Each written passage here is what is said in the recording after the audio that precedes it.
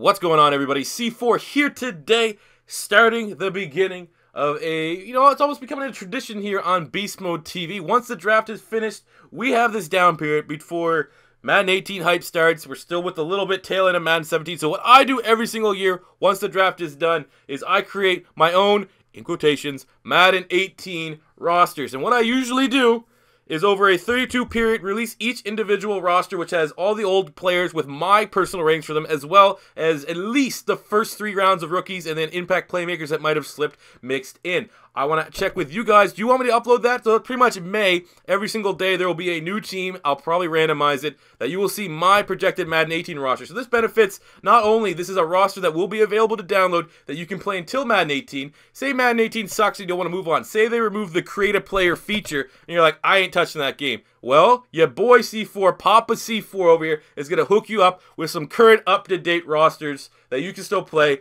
on Madden 17. So if that's something you guys want to see, daily uploads of me with my Madden 18 projections for each team, let me know in the comment section below. But today, we're going to be giving a quick sneak peek at the first round rookies. And what we're going to be doing, we're not going in order of selection. We're just going to go for the teams. So we're going to start with the Bears and go all the way down to the Vikings in that order. So without further ado, let's jump right in. So we're starting with the Bears, and they selected at number 2 after trading up with the San Francisco 49ers, the quarterback from North Carolina, Mitchell Trubisky, who we gave a 74 overall. Some people may think this is a generous rating.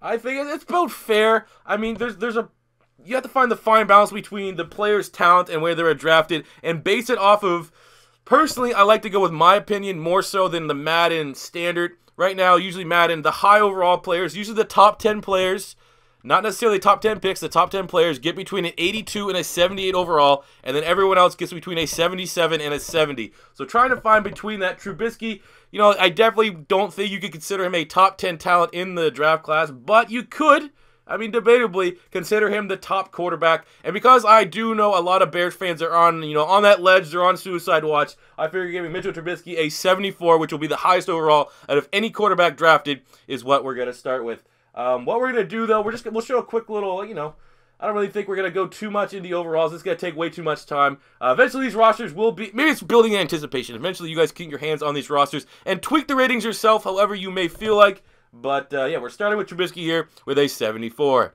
Moving on to the Cincinnati Bengals, who at pick 9 selected John Ross, the burner from the University of Washington. I think, personally, I could speak for most people outside of the Bengals organization and fandom that 9's a little high to select John Ross. It seems to me like it was kind of a panic move because they really wanted a wide receiver, and with Davis and Mike Williams already gone, they got him. But John Ross, we gave him a 75 overall. I feel that maybe, personally, I'd probably get down with more of a 74 because he is kind of a one-trick pony that needs to continue to develop. I think he's the most project wide receiver out of a Mike Williams and a Corey Davis. But that being said, Bengal fans, get ready to have maybe one of the most overpowered players. He's definitely getting that 99 speed, 90 acceleration after getting that 4.22. I mean, if Chris Johnson, even at like 30, they're still giving him high 90s, fastest player in the game, you best believe John Ross is going to be in that full 99.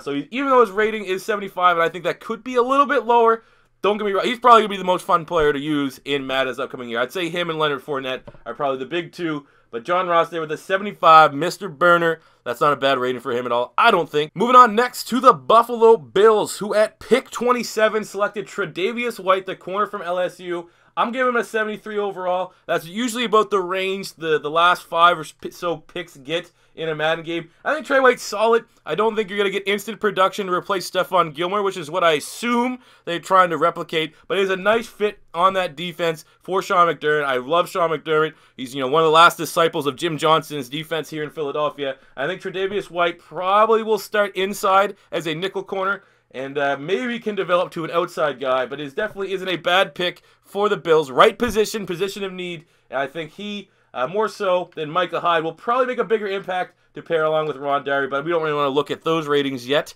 because that's for the full roster reveal. Next up is the Denver Broncos, who selected Garrett Bolles, the offensive tackle from the University of Utah. I think there's some divide if he's going to play left tackle or right tackle. I personally feel that he will be the starting right tackle for the Denver Broncos coming up. He was selected at pick, I think it was 20 actually. Yeah, 74 overall. I mean, he was the first tackle off the board. I don't personally believe he's the top tackle. That is more Ryan Ramczyk. But because he was the first tackle selected, we will give him a generous 74. It's the second highest rating out of any offensive tackle in this year's draft class. And he's definitely a position of need for the Denver Broncos to help you. Whoever you're playing with next year, probably you're going to go with Paxton Lynch as your quarterback and, you know, have him hand off to C.J. Anderson. Good offensive line play is tough to come by. And I think an athletic freak like Bolles, who really tested well at the Combine, is going to be a nice fit for the Denver Broncos in Madden 18. Next up is the Cleveland Browns. We're going to be for 3 picks. Oof, it seemed like they just had every goddamn pick in this year's draft class. But at number 1, they took Myles Garrett, who is getting the highest overall out of any player in this year's draft class. And that is a very nice 83 overall. Last year, the highest overall was Jalen Ramsey at 82. I think, you know, just to make it nice, we'll make Myles Garrett an 83. Maybe the perfect player, the safest player in this year's draft class, unless you're talking to a Tennessee Vols fan who thinks Garrett Barnett is a better edge rusher. But I think now the Browns get a superstar and an identity on the defensive side of the ball with Myles Garrett. I think him and Ogba, even though, okay, well, we're not, like I said, I keep trying to want to show other players. Get a hold of the horse on that. That's another video for another day. But I think Myles Garrett is going to be an absolute animal on that defense. Then at strong safety, they got Jabrill Peppers, who we gave a 72 overall. He was selected at pick 25. One of the lower overalls for the first-round players because I think his coverage skills are kind of lacking right now. He's going to be a gimmicky player that they're going to use on the offensive side of the ball, special teams, and defense. Certainly has a high ceiling, but for a base rating, I don't think you can go much higher than a 72. But again, you can move them all over the field, however you may choose here in Madden. And then at pick 29, at the tight end position, they selected, and then because they got him, cut Gary Barnett's David Njoku, the tight end from the University of Miami, who we gave a 75 overall. I think there was 3 tight ends selected. He is tied for the second highest with a 75. Again, another guy with a very high ceiling. This guy had a development trait. It'd be quick. I think we gave him a quick development trait. A lot of upside, still kind of raw, but should be productive for the Browns. Because of the Gary Barnett move, clearly they're envisioning him as their top receiving target at the tight end position, and he is an athletic monster, to say the least. Moving on to the Tampa Bay Buccaneers, who selected O.J. Howard, maybe the best value pick of the first round. At pick number 19, we gave him a 78 overall. He's the number 1 overall tight end and one of the highest overalls in the first round. I think he's number 5 or 6 that we gave. O.J. Howard's a monster. He's one of the safest prospects in this year's draft class. Even though he didn't have the greatest production at the University of Alabama, I think O.J. Howard is going to be a massive get. A big-time weapon for Jameis Winston, along with Cameron Brate, who had an excellent season last year. Mike Evans, Deshaun Jackson, Doug Martin. I think the Bucks and the Titans are going to be what the Raiders and the Jags were last season for the teams that everyone's kind of not really talking about, but are really going to blow up onto the scene. But O.J. Howard, phenomenal pick here for the Bucks. In my opinion, maybe. I haven't done a full in-depth analysis of every team. I think the Bucks might have won the draft here in 2017. Moving on to the Arizona Cardinals, who at pick 13 selected Haason Reddick, the outside slot. We'll just call him a linebacker from Temple, who I gave a 74 overall. His overall holds true, though, if you want to move him inside or outside. He can play literally everywhere. Even if you want to be crazy and put him as an undersized defensive end, he can do that. I'm a big fan of Haason Reddick, who really improved his draft stock after a very impressive combine performance. And it is kind of a position of need. You may, just for Madden sense, want to move him to the left outside linebacker spot so you're not really doubling up with Chandler Jones.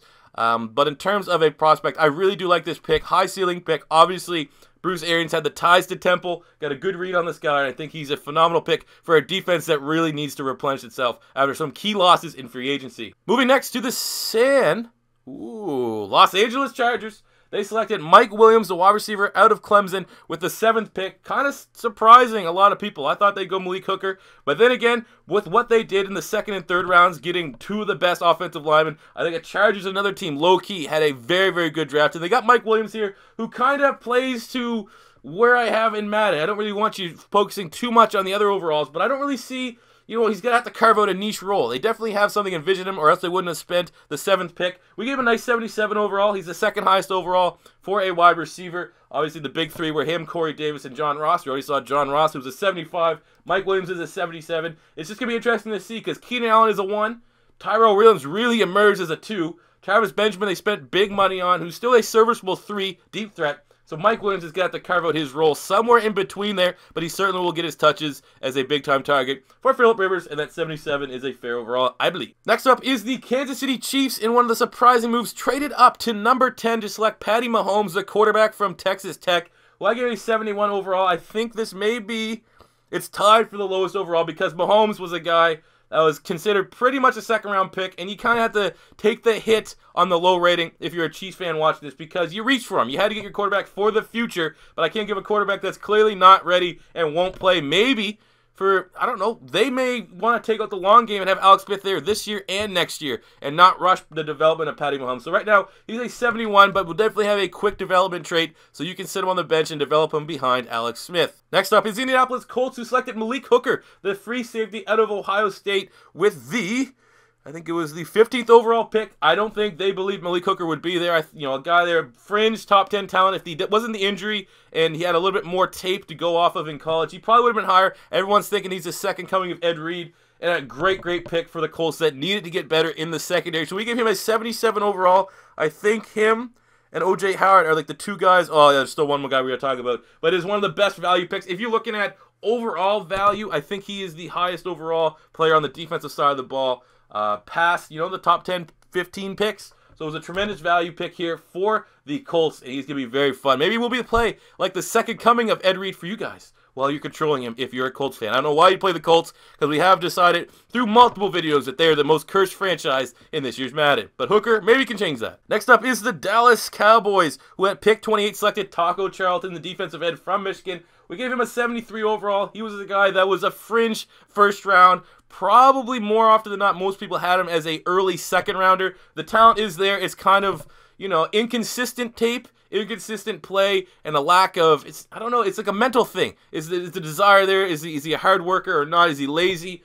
So a 73 overall, that's usually the pick in overalls for guys that are in the back end between like 26 and 32, unless they really did slip. So I think that's a fair grade here for Taco Charlton, who will definitely carve out a bigger role on this team. I don't know if he's going to start day one, but he's definitely going to be part of a heavy D-line rotation, as the Cowboys need to get much better at rushing the quarterback. Next up is the Miami Dolphins, who at pick number 22 selected Charles Harris, the defensive end from the University of Missouri. Again, very similar to Taco Charlton, given a 73 overall, was in the same range. Some teams had him as a late first rounder. Most people had him as an early to mid second rounder, so he fits into that 73 range. I really do like Charles Harris as a prospect. Great mentality, will fit really nicely with Ndamukong Suh, very aggressive edge rusher who's going to sit and wait and learn behind Cam Wake and Will Hayes. Next up is my Philadelphia Eagles, who selected Garrett Barnett with the 13th pick in the first round, who we gave him a 76 overall. Maybe that's a little generous. I was thinking between 75 and 77, so that's why I went right in the middle at 76. Just because I hate the pick.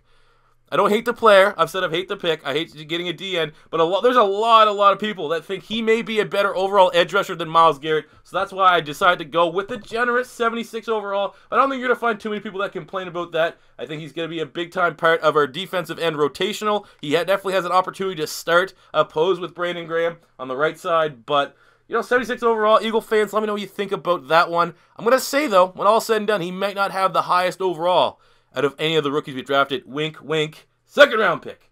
But that is for another day. Next up are the Atlanta Falcons, who selected Takkarist McKinley with the 26th pick, outside linebacker. Probably will slide him to the right, so he plays opposed to Vic Beasley. That was clearly what they had in mind when they selected him. Again, 74, very athletic. Kind of slipped through the medical. I think, if the medical was 100% clean, he might have went 5-6 picks ahead. So that's why we gave him the 74 overall, when everyone else kind of in this range that was supposed to be there is around 73, 72, because there is certainly upside here. And this was a great pick from the Super Bowl runner-ups. I know that must be painful to hear, but Takk McKinley to go alongside Vic Beasley, that is two very incredibly athletic outside linebackers at Dan Quinn's disposal. Next up is the San Francisco 49ers, who have two picks that would be featured here. First one was Salomon Thomas, who they selected with the 3rd overall pick. We're giving him a 78 overall. I think he's a little bit less refined than a Myles Garrett, even less refined than the other two big defensive ends in Derek Barnett and Jonathan Allen. But what do you mix up for lack of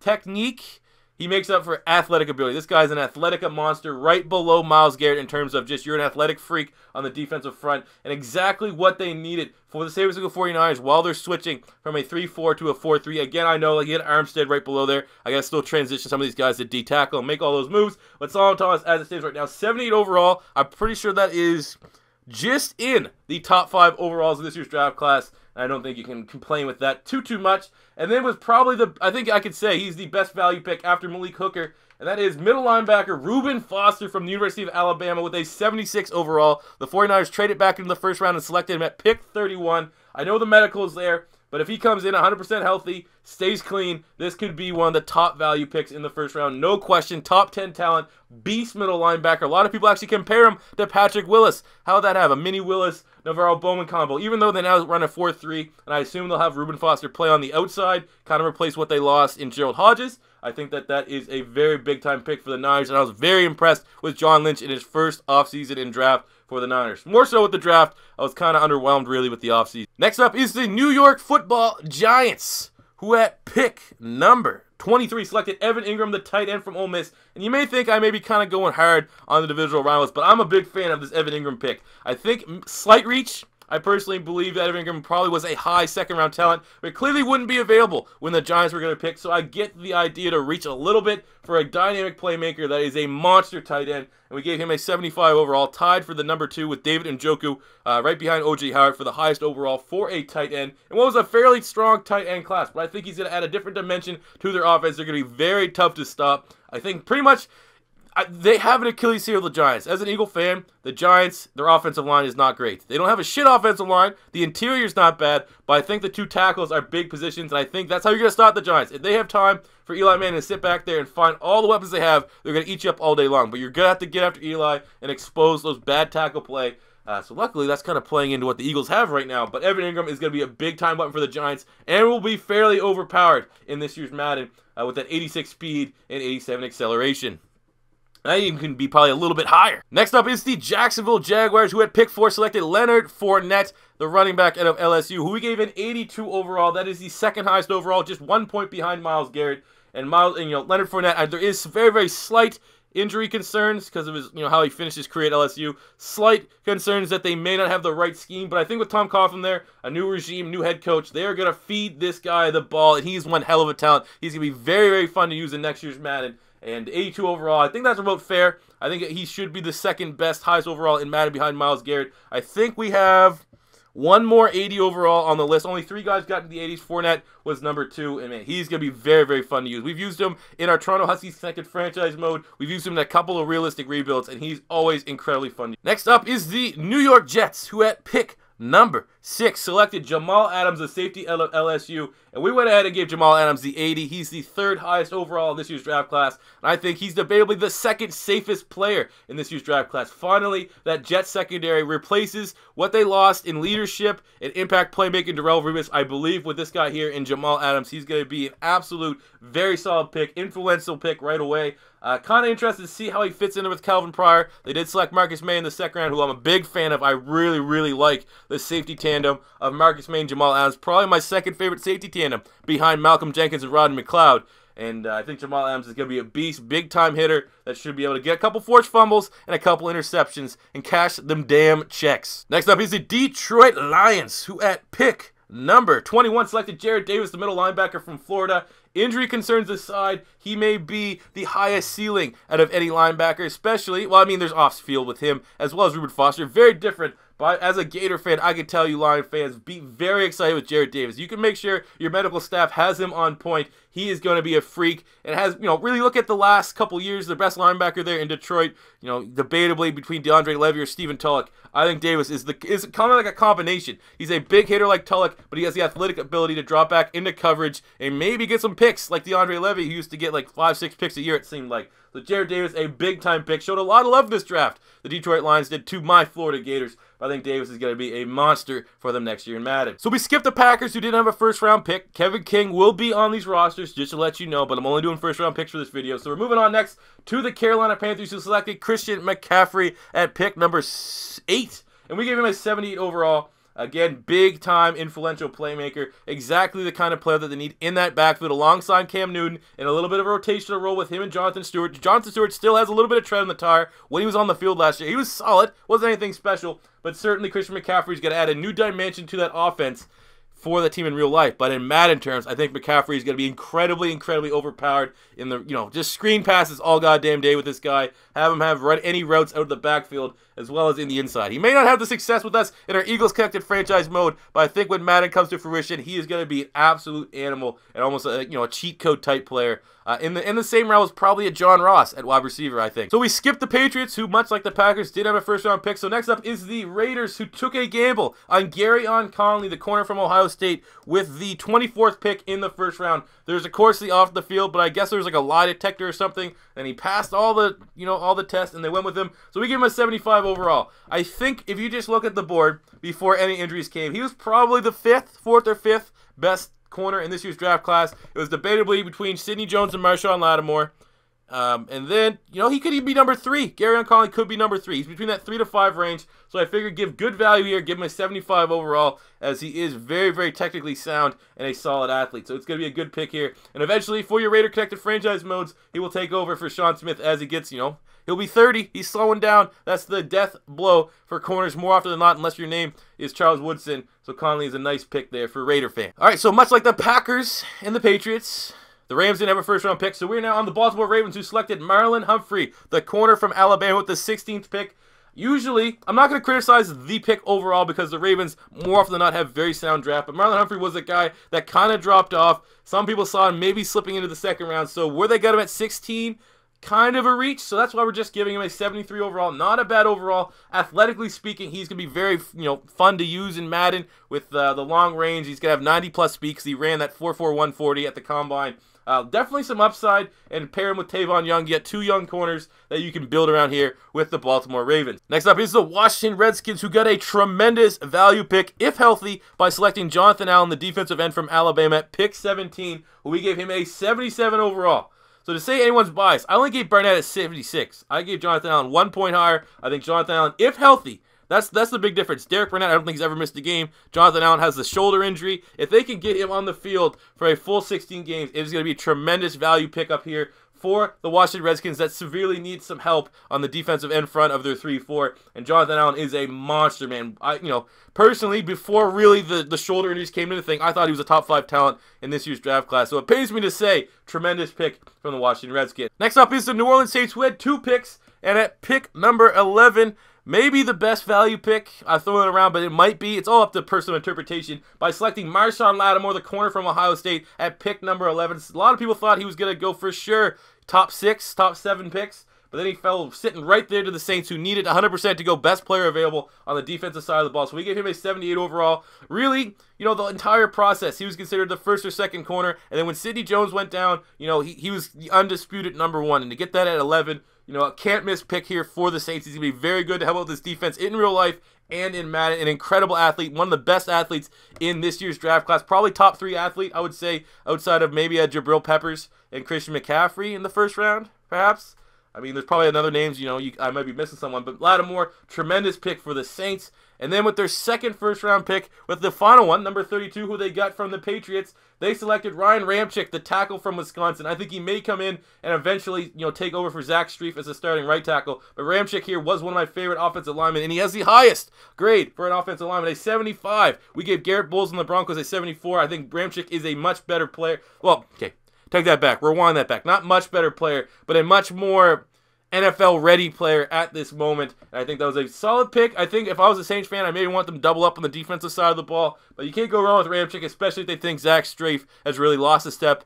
And they probably will find that out during training camp. So the Seattle Seahawks did not have a first-round pick, so we are now on the Pittsburgh Steelers, who selected J.J. Watt's brother, T.J. Watt, from the University of Wisconsin at pick number 30. We gave a 73 overall. He is still a project player. A converted tight end now to a defender, but his ceiling is incredibly high. We'd give him, I don't think you could give him a superstar development trait, but certainly would get that quick development trait. It would learn behind James Harrison, and eventually I think would be the successor to him. I think it's a high-value pick. Maybe not so. It's kind of a long-term deal. I know Steelers fans, a team that's on the cusp of being a Super Bowl team, probably want a guy that can contribute right away, and I assume he will. He probably will eat some snaps. James Harrison can't handle a full starter 16-game amount of snaps, so T.J. Watt will be hopefully influential playmaker there for the Steelers this season. Next up is the Houston Texans, who had a trade up and at pick number 12 selected Deshaun Watson, the quarterback from Clemson, who we gave a 73 overall. I've made it pretty known that he was my favorite quarterback in this year's draft class, but, you know, Trubisky went higher, number 2, so we gave him a 74. We gave Watson a 73. I think it really was between those two guys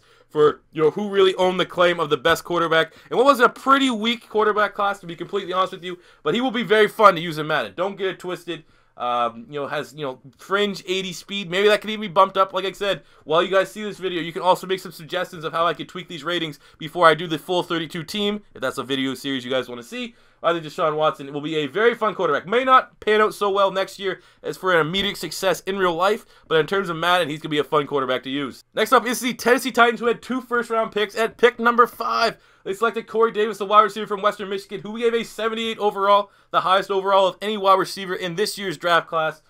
He's a beast, man. He's going to be very fun. In real life, he's going to be a perfect weapon for Marcus Mariota and that team to take the next step up there in the AFC South. But in Madden, man, he's going to be a mismatch nightmare. 6'2", will have fringe 90 speed and really, really good spec catch. Going to be a great prospect to use there. And then the defensive side of the ball, we kind of, you know, I think this was maybe one of the worst picks in the first round in terms of value. And that was Adoree Jackson, who they selected at pick 18. Certainly a big-time playmaker. Will be fun to use in Madden. You may be kind of Jabrill Peppers mode where you want to get him on the offensive side of the ball. He'll be a good return man. But in terms of corner, I do think he's a bit of a project player. We still gave him a 71, which is not a bad overall at all. And it's more so like the Madden ratings that you want to look for, like the speed and stuff, is all going to be there. But I think he is a little bit more of a project player than some people think in terms of being a starting NFL corner. I think you got to ease him in, and you may not, you know, I wouldn't be shocked if he doesn't open up as a corner, as a starting corner for the Tennessee Titans this season. But you never know. They got rid of Jason McCourty. He may be pressed into duty, and he looked really good at USC. But I just think it might be a 1 year away until he's a solidified starter there for the Titans. And the Vikings did not have a first-round pick, so that does it here, everybody, for all the first-round picks in c4's custom Madden 17, Madden 18 rosters. Again, you know, this is just the little sneak peek. You guys can feel free to send some suggestions in there. Some of the ratings are not exactly fine-tuned. It's more so getting the base overall right, and then you can kind of tweak, you know, the speed and all the attributes like that. But feel free to leave any suggestions in the comment section below. I could have went a little bit more in depth and showed you like actually all the attributes, but that would make this video goddamn forever. And maybe I'll focus on that a little bit more when we do the individual teams, if that is in fact a series you want to see me do. But yeah, it's another year and another year of c4's future Madden roster. So I hope you guys did enjoy. If this is your first time stopping by, don't be afraid to hit that subscribe button, as we are just getting ready for Madden 18 season here on Beast Mode TV, and I'd love for you guys to join me on the way. Smash the like button if you enjoyed. Maybe, I don't know, 200 likes, and we will continue on with the series and do individual teams. Who the hell knows? But thank you guys for watching. I'm so excited. The draft was a really, really awesome weekend. Thank you all for watching. Peace out.